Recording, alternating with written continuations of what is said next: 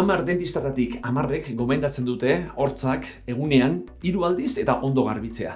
Banik beste gomendio osagarri bat emango dizut. Osagarria eta osasuntsua.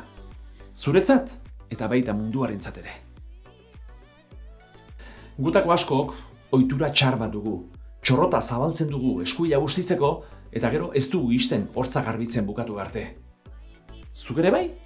Seguru nago, hau entzun ondoren ez duzula sekula gehiago egingo. Gure txorrotek minutuko 10 litro ur botatzen dute. Demagun 2 minutu behar ditugula hortza garbitzeko.